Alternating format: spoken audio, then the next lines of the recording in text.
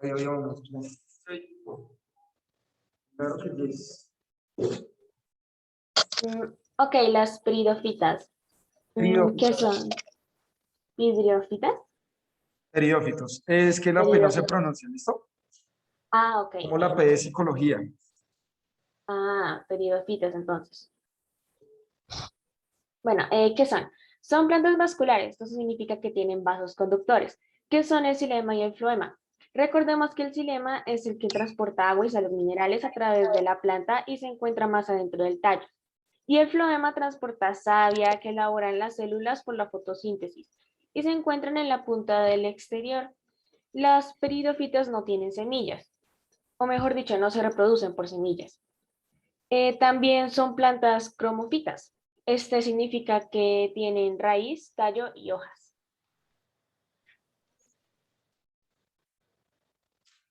¿Cómo se producen las plantas o el ciclo de vida o el ciclo reproductivo de los helechos? El ciclo de vida o reproductor de los helechos es de tipo aploidonte, alternantes generaciones, que ven bueno, el punto es que tiene dos partes. Dentro del ciclo tiene dos partes, una que es de reproducción sexual y otra que es de reproducción asexual. La diferencia, igual que los músculos, la diferencia es que no vemos la parte de reproducción sexual, que es donde se ven las hojas grandes. En cambio, en lo que vemos nosotros como sabemos de los músculos, es la parte de reproducción sexual. El ciclo es básicamente, teniendo la iniciativa en la cara, tenemos las partes del helecho, que es el tallo, que es muchas veces subterráneo, porque mucha gente cree que el tallo es lo que vemos de las hojas, sin embargo, esto como tal es la hoja, porque el tallo, las raíces y las hojas no. Cuando vemos un helecho y la volteamos, muchas veces por debajo vemos una especie de cápsulas o bolitas que se llaman soros, que son los que almacenan las esporas. Luego, cuando estos soros se abren y liberan las esporas, se transportan con el aire y al llegar al suelo empiezan a germinar con la y se proceso de germinación. Luego de la germinación, se crean los gametocitos de forma similar al corazón.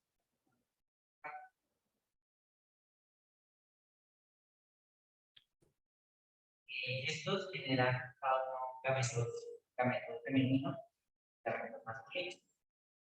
Los gametos femeninos tienen una forma similar a una botella con la célula reproductora por dentro. Los gametos masculinos son como una bolita que puede pelear las cuando sí. Cuando los liberan, se tienen que transportar por medio de agua, ya sea por rocío, lluvia o cualquier otro método involucrado. Cuando se transportan, los espermatozoides llegan al óvulo, al gamete,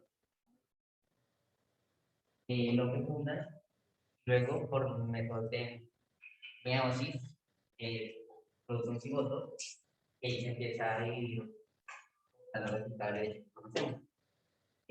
La mitosis y la meiosis son métodos de reproducción celular muy similares, sin embargo tienen dos características. La mitosis es solamente para las células comunes, digamos, que tenemos en todos nuestros cuerpos, sin embargo la meiosis es solamente para células de línea germinal o células sexuales. El proceso de la mitosis es, tenemos una célula progenitora con su núcleo normal, su ADN. Cuando se quiere dividir, el ADN se concentra en 43 cromosomas, se genera una célula con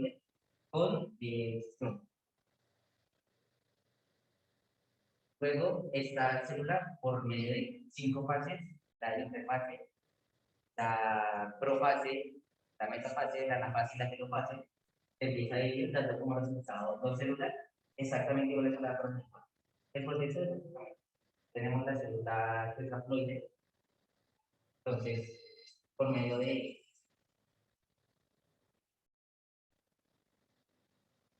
dos partes de la célula, con los partes cromosomas, por medio de van a atraer a los cromosomas y los empiezan a jalar cada uno a un extremo de la célula. Ya con el tiempo, esa célula se va a terminar dividiendo, dando como resultado a dos células exactamente iguales al inicial. Y la meiosis es exactamente el mismo proceso, sin embargo, tiene una segunda fase en donde estas células se vuelven a dividir y en la interfase se da una recombinación genética donde los cromosomas se juntan, dando como resultado otras no exactamente iguales, pero sí iguales. Se pueden dar alteraciones cromosomáticas que en el caso de los humanos muchas veces da como resultado un aborto espontáneo porque hay exceso de cromosomas.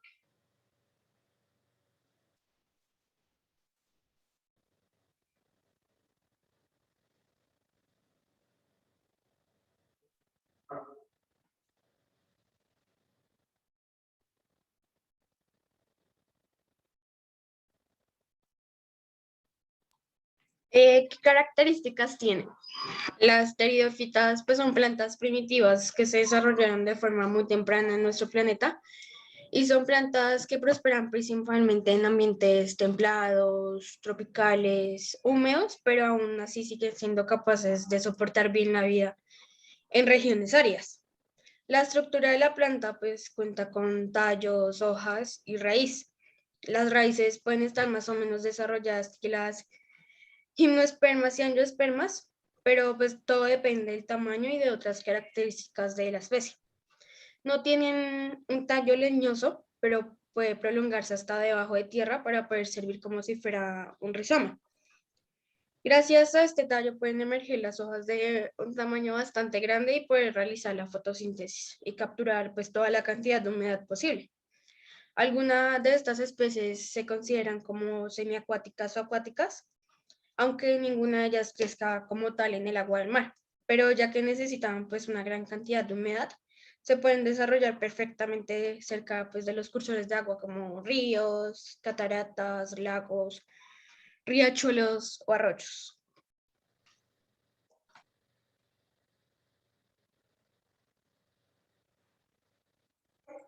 Entonces,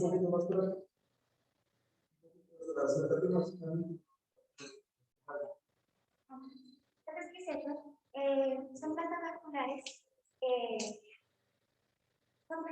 se reproducen mediante esporas y semillas, principalmente por la producción de clones a través de rizomas y la producción vegetativa. Estas son perennes, generalmente herbáceas, que dan un tallo leñoso, y estas normalmente mueren en invierno, pero se conservan verdes en zonas tropicales y zonas nevadas.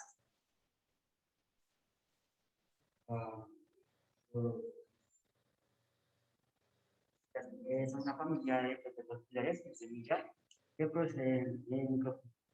Bueno, estas plantas hacen parte de los humedales o de charcas claras. Son heterosporas, esporas, que tienen esporas de todos tamaños. Una que es más grande, que contiene gametitos, ¿no? Y microesporas que tienen gametitos para estar. Y con las esporas llegan a hacer la germinación endoscópica, que es indica que el proceso plátano, donde los gametitos se forman entre las paredes y las esporas. Bueno, los licopodios son plantas vasculares que pertenecen pues a las eh, bueno, eso es una característica de las hojas, son hojas que se estructura pues, esporas para reproducir.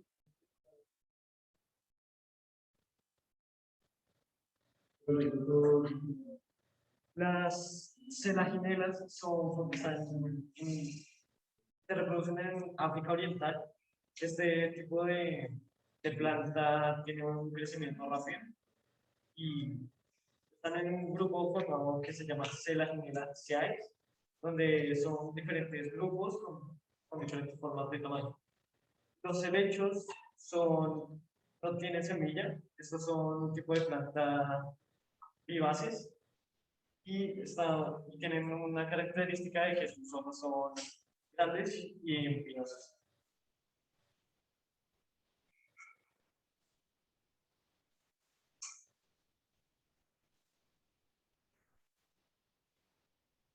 Las neutrinas son básicamente fósiles que se entiende un grupo abundante hace 180 años entre los químicos y estas son propias de zonas tropicales y se mantienen visitas en las zonas de los grandes y medianos.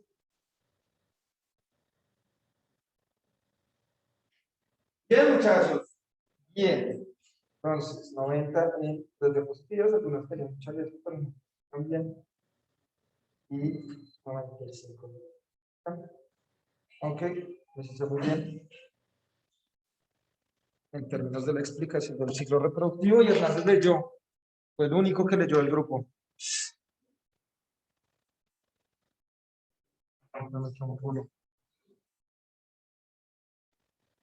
Bueno, mis pequeños, excelente dirigillo.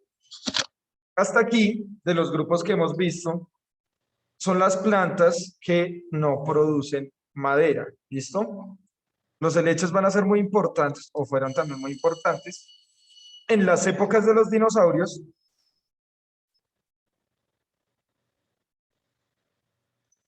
Eran las plantas dominantes. ¿Listo? Ahora,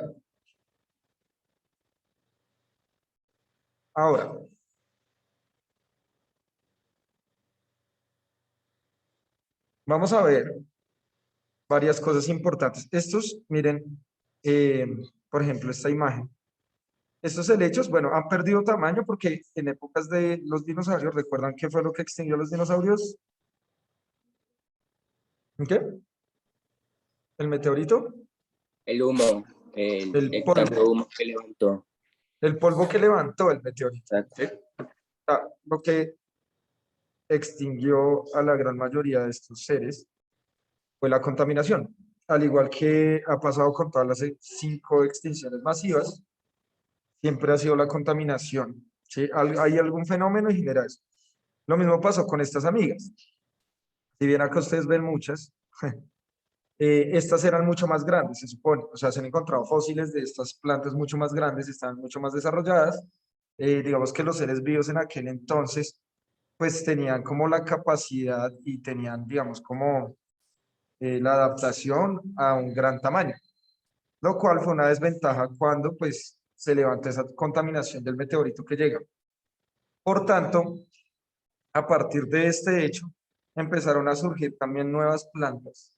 Bueno, ya existían gimnospermas, pero los helechos ya no dominan el mundo, sino empiezan a cambiar. Ahora, algo importante que explicaba en algún momento, y es que estas plantas tienen un tallo subterráneo. ¿Mm?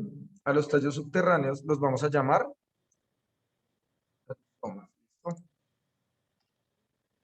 Y para la reproducción, los rizomas van a ser muy importantes. El rizoma, bueno, más conocido por todos nosotros, va a ser el jengibre.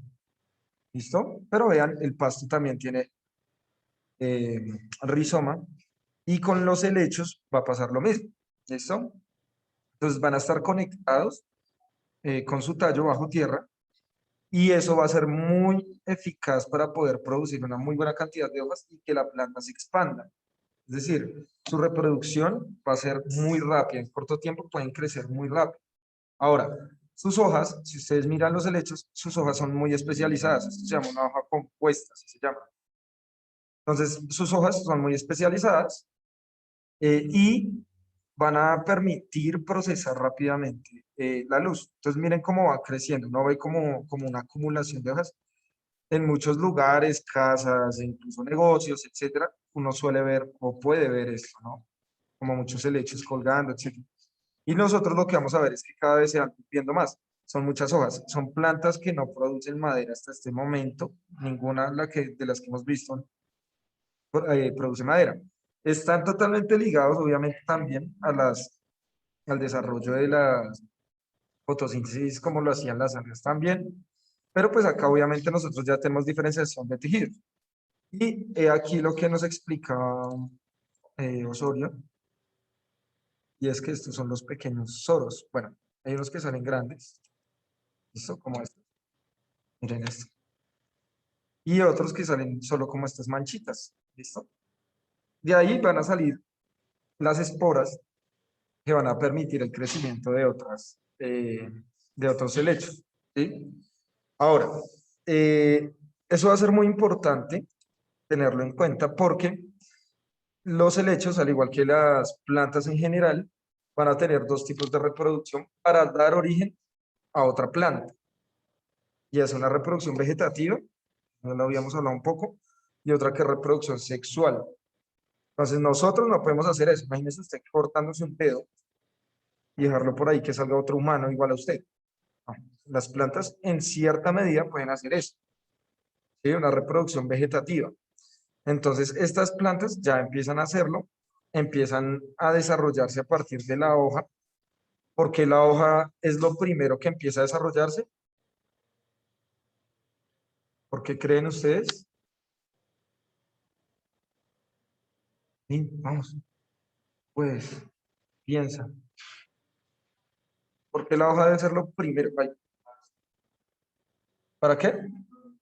Listo. Primero, bueno, digamos que no es en términos como tal de reproducción, sino más bien de crecimiento. ¿Cuál es la función de una hoja? Muy bien, fotosíntesis. ¿Qué es la fotosíntesis? No. Bien, la producción de glucosas. Es decir, necesita energía. Entonces, lo primero, por ejemplo, ahorita que veamos angiospermas, las angiospermas lo primero que hacen cuando brota la semilla es sacar las hojitas. Primero, porque eso permite producir glucosa, es decir, tener energía. Si no hay energía, no hay crecimiento. ¿Listo? Bien. Ahora, miren esto, hoja compuesta, ya después veremos en angiospermas cómo se transforman. En gimnospermas ahorita a continuación nos los van a decir qué tipos de hojas tenemos, que son diferentes, y la concentración ¿de qué? De clorofila que tienen en sus hojas. ¿Listo? Bueno, no voy a hacer mucho énfasis en el ciclo de vida porque Osorio lo explicó muy bien. Ahora, digamos que nosotros vamos a tener varias cosas, y es que, bueno, lo primero es que muchos helechos van a tener algo que se llama, pues, el bastón, ¿no? En sus planticas. Y estos pueden llegar a generar más adelante más hojas como estas. ¿Listo? Entonces miren acá ya cómo va saliendo. A medida que va creciendo, lo que más va creciendo también va a ser el rizoma. El rizoma se va alargando y va creando bastoncitos a lo largo de todo el rizoma para que vayan cada vez creciendo más estos helechos. Por eso, en algunas zonas se pueden reproducir muy rápido y pueden ser incluso invasores. Entonces, miren acá. De estas soros, ¿cierto? Del esporangio, del soro, va a salir unas células germinales, ¿listo? Que van a formar lo que decía Osorio, que es como forma de corazón, el prótalo, ¿listo? Y esto lo que va a hacer es que generar la primer parte del rizoma. O sea, este es un rizoma que todavía no está muy desarrollado. Entonces miren que acá va a empezar a formar las primeras raíces, va a empezar a pegar al piso, absorber nutrientes, etc. Y entonces vamos a tener una parte también masculina, llamada anteridio, ¿cierto? Y una parte masculina que se llama arquegonio, y van a producir una reproducción también sexual. Ahora, varias cosas importantes. Hasta este punto, podemos tener un helecho con reproducción asexual, pero este de acá ya ha sido una reproducción sexual a partir de estas células de acá, estas células sexuales, ¿listo? Y ahí va a volver otra vez el ciclo, es decir, acá puede terminar este ciclo, como puede que siga hasta acá. Es decir, podemos tener helechos que han sido originados por reproducción sexual y por reproducción asexual, ¿listo? Ahora, rápidamente, ventajas y desventajas de la reproducción sexual y asexual para todos los seres vivos. Las ventajas de la reproducción asexual es que es una reproducción muy rápida. ¿Sí? O sea, digamos, en el caso de que una especie esté en riesgo de desaparecer, puede reproducirse rápidamente con reproducción asexual. ¿Listo? Desventaja, que no hay variabilidad genética, por tanto, si lo ataca un virus, bacteria o algo así, va a ser difícil que pueda sobrevivir. ¿Listo? Y las ventajas y desventajas de la reproducción sexual son todas las contrarias. Entonces, si llega un virus, una bacteria, etcétera, pues pueden resistir mejor por la variabilidad genética. Hay menor probabilidad que los afecte a todos. ¿Listo? Pero es un proceso que requiere mucha más energía y se demora mucho más tiempo. Además que implica, digamos, que se tengan que unir dos células y no siempre eso se puede dar. ¿Listo? Hasta ahí bien, muchachos. Entonces sigamos con quienes son los de gimnospermas. Los amigos de gimnospermas. Ay, mi hermano va a exponer. Ala.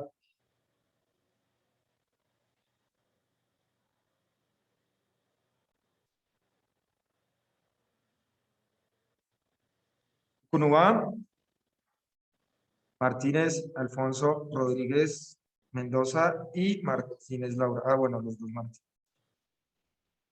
Pasen, muchachos, ¿dónde están las diapositivas? Ahí está. ¿Ya? ¿En serio, muchachos? Vamos. Bueno, No, espera que em, no. Acá los de los presenciales están como dormidos, entonces. Listo. Ahora sí. bueno, gimnospermas. Bueno, nuestro grupo lo conforma Juan Alfonso, Laura Coconúa, Mariana Rodríguez, Valesca Mendoza, Johan Martínez y yo, Laura Martínez. Bueno, definición de reino planta. Bueno, son todos aquellos seres pluricelulares que crecen en tierra y que absorben de esas sus nutrientes. Estos también producen fotosíntesis y son organismos autótrofos, es decir, son los que tienen la capacidad de producir sus propios alimentos. Bueno, tenemos como ejemplo las plantas, las algas y las bacterias. Los gimnospermas se producen en este reino, porque pues obvio son plantas. Y bueno, estas es un tipo de plantas em, que tienen un nombre raro porque sus semillas crecen desnudas, o sea, es decir, no producen un fruto, no se producen por un fruto o no están protegidas por ello.